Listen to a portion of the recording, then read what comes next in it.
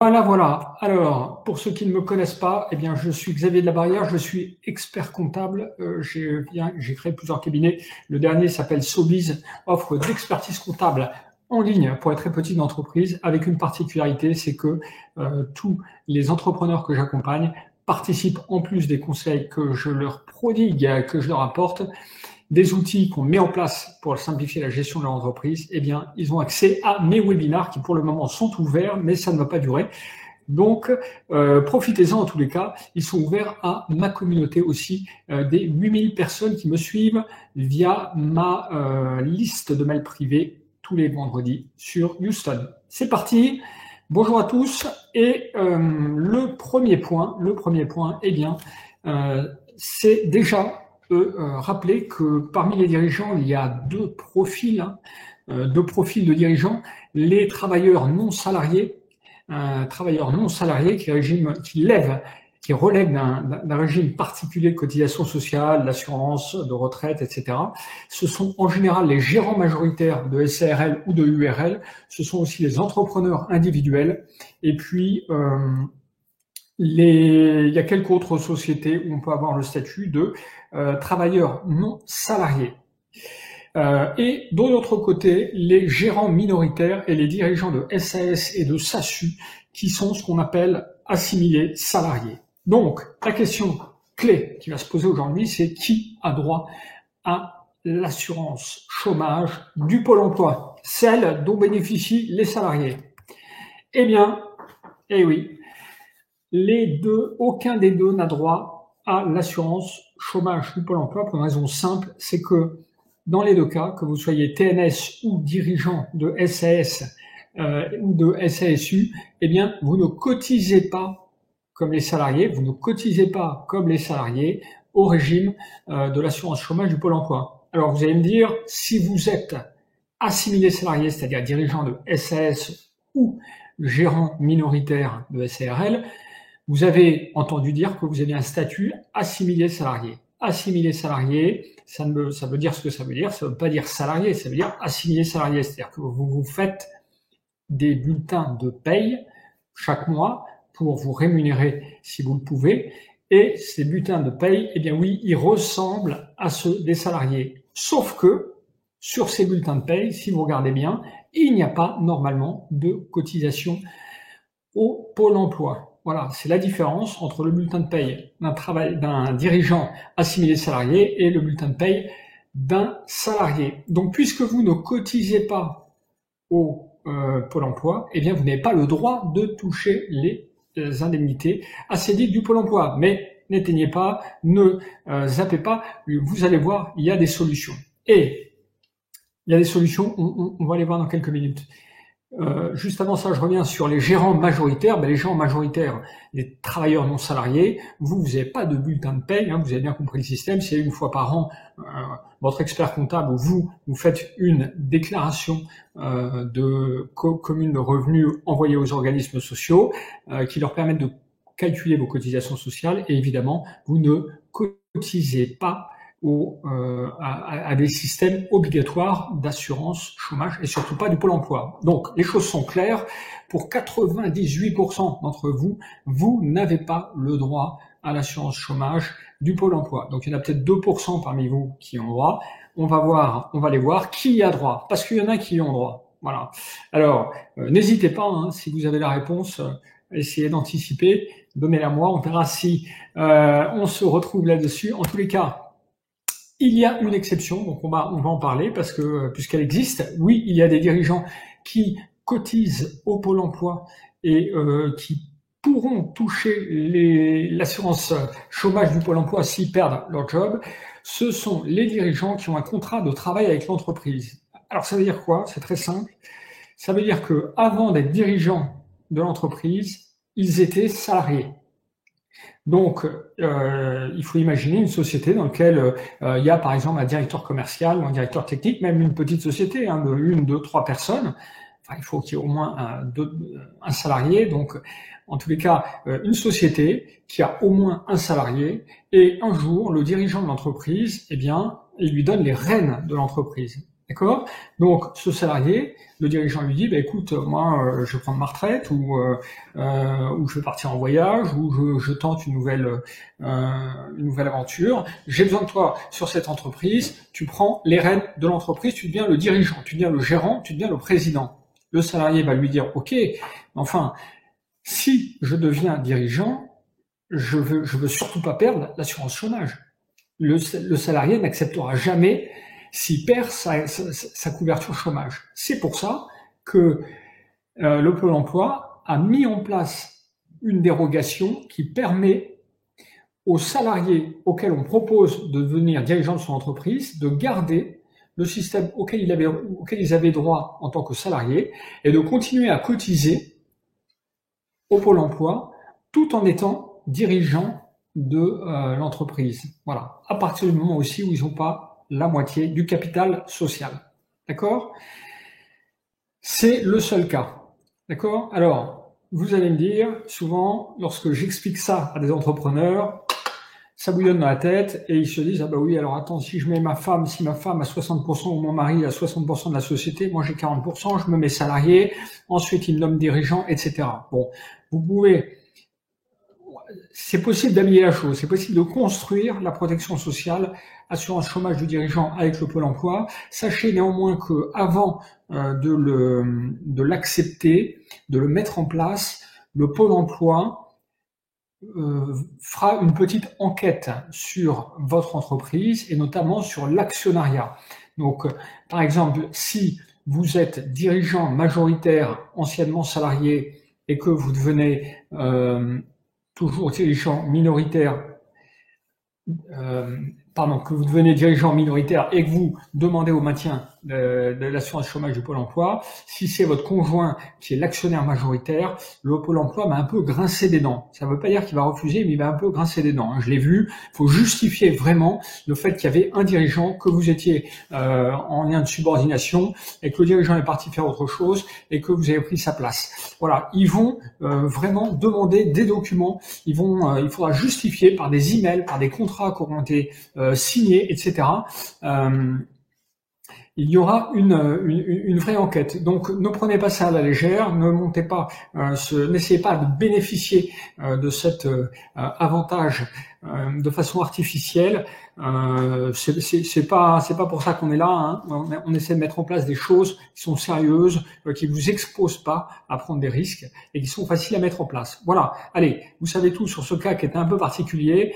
Et maintenant, on passe à l'assurance chômage volontaire pour les dirigeants d'entreprise. C'est peu connu, mais ça existe. Oui, il existe des organismes auprès desquels vous pouvez cotiser et qui vous permettent, en tant que dirigeant d'entreprise, de recevoir une aide, une indemnité qui correspond à votre rémunération, on va le voir, à une partie de votre rémunération, comme le Pôle emploi. Alors c'est moins avantageux que le Pôle emploi, c'est moins avantageux, vous allez voir, financièrement, mais ça existe. Et ça, il y a très très peu de gens qui le connaissent, il y a très peu de gens qui le savent, et pourtant ça existe depuis plus de 25 ans. Ce qu'il faut savoir aussi, c'est que le système a changé récemment et qu'il est devenu plus accessible, beaucoup plus accessible et moins coûteux. Donc, pour être très franc avec vous, moi, expert comptable, il y a 5 ans, lorsque les entrepreneurs que j'accompagnais m'en parlaient, je leur disais franchement, financièrement, c'est un peu un piège, c'est-à-dire que ça va vous coûter tellement cher et ils vont vous verser tellement peu que vous feriez mieux de mettre l'argent de côté et puis le jour venu de le prendre dans une cagnotte. Bon, donc j'ai changé ma position en analysant vraiment les nouveaux contrats et les nouvelles prestations, et vous allez voir, c'est vraiment très très bien fait. Maintenant, on peut faire des simulations sur le web en temps réel. Vous allez voir que c'est très intéressant. Donc, les principaux, la garantie sociale du chef d'entreprise, c'est le plus important, la GSC, on va le voir. Ensuite, la garantie prévue par l'Association pour la protection des patrons indépendants, la PPI, l'assurance Atride, garantie spéciale. Bon, il y a plein d'organismes privés, hein. On est dans le privé là, on n'est plus dans le public parapublic, on est dans le privé. Donc, vous trouverez quand même un certain nombre d'organismes. Alors, combien ça coûte? On rentre dans le vif du sujet, combien ça coûte? Chaque organisme, bien évidemment, a ses propres règles, ses propres garanties, ses propres tarifs. Donc, l'exemple de la GSC. Donc, pour bénéficier de 12 mois d'indemnisation, à supposer que vous avez un revenu net de 30 000 euros et que vous demandiez que la garantie, l'indemnité que vous toucherez soit de 55% de votre ancienne rémunération, donc à peu près 1 600 euros par mois, et bien ça va vous coûter 900 euros par an. D'accord? Donc pour finir, c'est pas si cher que ça. Vous voyez, 1 600 euros pour toucher 1 600 euros par mois, et bien il vous suffit de cotiser et ça coûte 900 euros par an. Voilà. Donc ça, c'est un exemple, sachant qu'il y a des tarifs spéciaux pour les créateurs. Si vous augmentez, donc on prend les mêmes variables, 12 mois, 30 000 euros de revenus nets, mais vous les touchez un peu plus. Donc 70% de garantie, vous pouvez demander non pas toucher 50%, mais 70%, ce qui représente 2 100 euros par mois, ça vous coûte 1 200 euros. D'accord? Donc un peu plus cher que ce qu'on a vu tout à l'heure. D'accord? 900 euros par an pour avoir une indemnité mensuelle pendant 12 mois de 1 600, 1 200 euros par an pour avoir une indemnité mensuelle sur 12 mois de 2 100 euros. Vous voyez, c'est assez simple. Et je vous montre un troisième exemple, hein, et après vous irez faire votre simulation, vous allez voir là où je vais vous montrer. 24 mois maintenant. Si vous voulez 24 mois, eh bien aux mêmes conditions, 24 mois pour toucher 2 100 euros par mois. Donc vous touchez pendant 24 mois 2 100 euros par mois, ça coûte 3 015 euros par an. D'accord? Vous voyez, donc ça va pour la simulation qu'on a faite, en fonction de vos choix, des options que vous activez, eh bien ça vous coûtera entre 900 et 3 000 euros. Donc du simple au triple, mais enfin l'indemnité n'est pas tout à fait la même. Vous avez compris?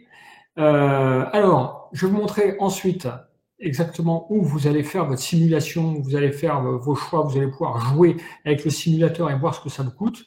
Point très important. Le sujet du déclenchement des indemnités.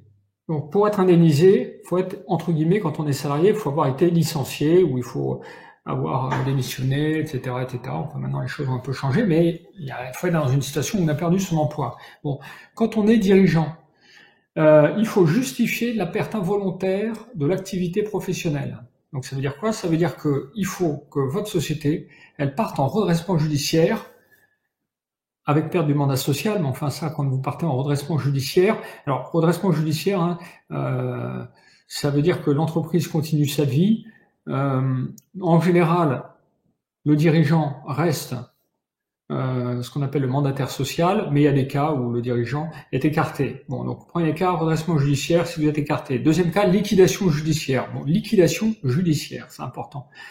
Et ou révocation de votre mandat si vous avez un actionnaire qui est majoritaire, qui doit être autre que vous, bien évidemment. D'accord? Donc, vous l'avez compris, 3 cas où vous perdez votre poste de dirigeant d'entreprise. Donc, le cas le plus fréquent, c'est la liquidation judiciaire, c'est-à-dire que les affaires se passent mal pour vous, vous vous retrouvez avec un passif, vous ne pouvez pas payer, eh bien, vous allez voir le tribunal de commerce, vous lui donnez les clés de votre société et vous dites, moi, je peux plus, j'ai de la dette, je peux pas payer. Maintenant, il y a quelqu'un qui va être nommé, un liquidateur judiciaire, et vous, l'histoire, entre guillemets, s'arrête là, c'est-à-dire que vous êtes déchargé de votre responsabilité, de vos fonctions et du passif de l'entreprise. D'accord? C'est dans ce cas-là que l'assurance joue. Donc, c'est évidemment, hein, c'est des situations qui sont des situations difficiles, des situations de crise.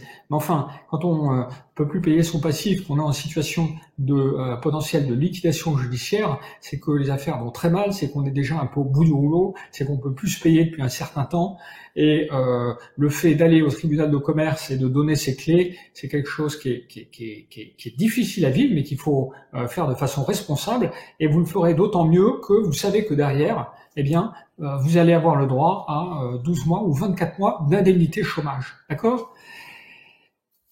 Et autre élément, être à la recherche d'un emploi. Donc, vous devrez, en plus de ça, vous inscrire au Pôle emploi derrière pour bénéficier de ce système d'indemnité. D'accord? Et sachez-le, il y a une petite franchise de 30 jours, c'est-à-dire que le premier mois, vous ne toucherez pas de chômage, mais vous le toucherez à partir du 31e jour. D'accord? Voilà, ça c'est un point important. Faut-il nécessairement souscrire à une assurance chômage? Bon, c'est facultatif, hein, vous l'avez compris. Le coût n'est pas donné. Chaque cas est différent. Moi, j'ai pas de religion par rapport à ça. Ça dépend de la situation, hein, de chaque entrepreneur et de ses charges de famille, des responsabilités qu'il a, des responsabilités financières qu'il a, du patrimoine qu'il a, évidemment. Hein. Que se passe-t-il si demain votre entreprise, entre guillemets, part au tapis? Qu'est-ce qui se passe pour vous? Voilà. Quelle est votre capacité de rebond? Est-ce que vous avez la possibilité de remonter notre entreprise ou est-ce qu'au contraire, il faut trouver un job tout de suite? En tous les cas, si vous avez des charges de famille, que votre conjoint ne travaille pas, vous avez quand même intérêt à anticiper et à mettre ça en place. D'accord? Bon à savoir, ça marche aussi pour les créateurs. Vous pouvez le mettre en place même quand vous êtes créateur, créateur d'entreprise. Vous pouvez le mettre en place, vous le verrez hein, sur le site. Possibilité aussi de réactiver ses droits au chômage en cas de difficulté. Si vous étiez au chômage avant de créer votre entreprise, vous le savez, c'est que si votre entreprise, vous la fermez dans les 24 mois qui suivent sa création, je crois que c'est 24 mois, eh bien vous pouvez réactiver vos droits au chômage après la création. Donc là, on revient sur le système de Pôle emploi. Il faut se rapprocher du Pôle emploi. Si vous étiez chômeur au Pôle emploi, vous avez monté votre boîte, ça se passe mal, retournez voir le Pôle emploi en essayant de savoir si vous pouvez vous raccrocher au chômage, si vraiment c'est compliqué pour vous. Les points de vigilance, je reviens sur quelques points de détail. La durée d'affiliation de 12 mois. Pour être indemnisé sur 12 mois, il faut que vous ayez été affilié pendant 12 mois. D'accord? Si vous vous affiliez maintenant et que dans 3 mois vous demandez à être indemnisé sur 12 mois, ça ne marchera pas, bien évidemment. Voilà, c'est pas comme ça que ça fonctionne. Il faut au moins avoir 12 mois d'affiliation pour pouvoir bénéficier d'une couverture sur 12 mois. Et à la fin des 12 mois, d'ailleurs, des 12 premiers mois, vous avez la possibilité d'étendre à 18 ou 24 mois la durée d'indemnisation. D'accord? Donc, pour bénéficier de ces indemnités sur 12 mois, vous devez au moins cotiser pendant 12 mois. Cotisation fiscalement déductible du bénéfice imposable dans une limite de 1028 € par an, mais indemnités imposables ensuite pour vous. Ensuite, lorsque vous les recevez, eh bien, elles sont imposées comme un salaire à l'impôt sur le revenu, chez vous. Mais elles ont été déduites du bénéfice imposable de votre entreprise. Il y a une petite condition concernant la santé financière de votre entreprise au moment où vous ouvrez le contrat. Il ne faut pas que votre société soit dans une situation financière catastrophique quand vous allez voir la GSC ou les organismes, tous ces organismes, d'accord? Donc ils le disent, pas de perte supérieure à la moitié des capitaux propres et ne pas être en redressement judiciaire ou en plan de sauvegarde au moment où vous allez les voir. Et puis une petite condition concernant la GSC, il faut adhérer au MEDEF. Bon, c'est comme ça. Ça coûte pas une fortune, mais sachez-le. Et si vous voulez pas adhérer au MEDEF, eh bien allez voir les concurrents que je vous ai indiqués, mais que vous trouverez sur Internet assez facilement. D'accord? Voilà. Eh bien écoutez, on a fait le tour. Il nous reste 10 minutes pour parler, pour répondre à vos questions. Donc il y en a quelques-unes. Je les reprends. Donc Isabelle. Depuis quand faut-il être salarié de l'entreprise? 1 an suffit. Donc Isabelle, vous avez posé la question, je crois, quand on parlait des statuts de salarié qui devient dirigeant. Donc, est-ce qu'il faut une durée? Une durée, je ne pense pas qu'il y ait de durée, si vous voulez. Ils n'ont pas fixé dans le marbre une durée minimum. À ma connaissance, il n'y a pas de durée minimum. D'accord? Mais encore une fois, je vous dis, le Pôle emploi demande vraiment à constituer un dossier dans lequel vous allez expliquer ce qui s'est passé, salarié, etc. Bon, évidemment, si le nouveau dirigeant a été salarié 3 semaines avant d'être nommé dirigeant, ça va être un peu borderline. Mais d'après moi, 4, 5, 6 mois devraient suffire. Isabelle, encore, en congé de dispo pour 1 an, je viens de créer mon entreprise SASU. Mon poste ayant été supprimé, je vais pouvoir négocier une rupture conventionnelle. Ok. avant mon retour dans l'entreprise, aurais-je droit au chômage? Eh ben oui. À quel moment faut-il négocier ma rupture conventionnelle avant mon retour ou bien après? Alors là, on est sur un autre sujet.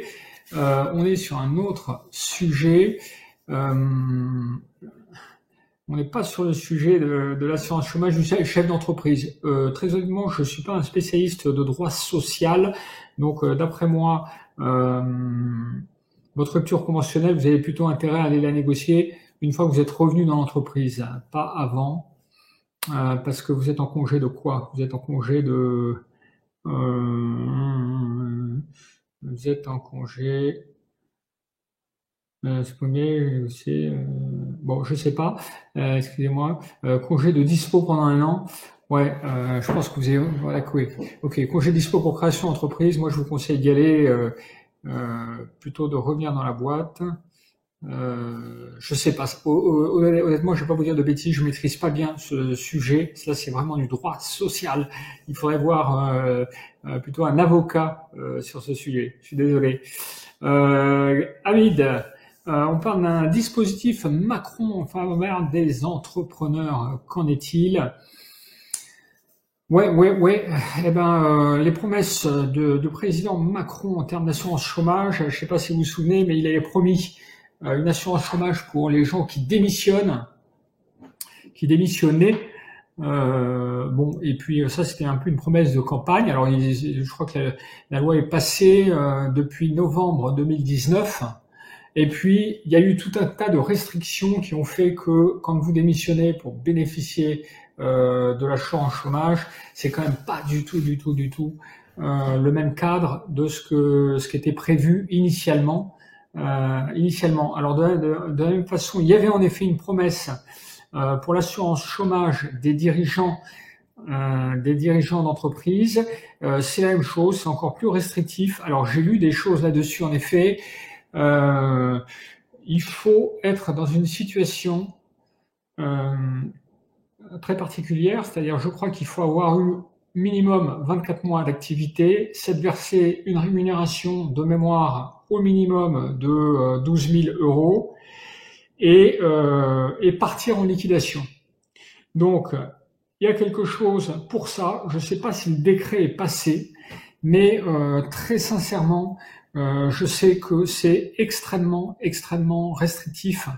Donc, je suis ça, j'ai regardé ça, mais je sais que lorsque la loi est passée, je sais pas si le décret d'application est passé, ça a fait quand même pas mal parler parce que c'était très déceptif par rapport à ce qui était annoncé. Évidemment, comprendre que l'assurance chômage proposée aux dirigeants d'entreprise, c'est un peu contre nature. C'est contre nature, surtout dans les conditions telles qu'elle est proposée par le Pôle emploi, c'est-à-dire voilà, c'est une sécurité qui logiquement couvre les salariés, mais qui n'a pas à, d'après moi, couvrir les dirigeants d'entreprise. Donc Hamid, je vous dis, je sais que c'est très restrictif, elle existe, cette garantie, la loi est passée, je ne sais pas si le décret est passé, je regarderai, je vous le dirai sur le groupe Facebook. Tiens, je donnerai la réponse. Mais pour le reste, voilà, une petite déception par rapport à ça. Isabelle, non, Maxime, merci. Maxime a répondu à Isabelle, super. Voilà. Bon, écoutez, il est 13h28, c'est super. Merci encore tous d'avoir participé à ce webinaire. J'espère que vous avez appris des choses. Dites-le moi si j'ai été bien. Dites-moi s'il y a des choses à améliorer. Je serais ravi de vous retrouver au prochain webinaire. C'est toutes les semaines. Pour le moment, on tient un rythme et on est très heureux de vous retrouver. Il y a de plus en plus de participants. Donc, merci à vous tous. À très bientôt. Bonne journée.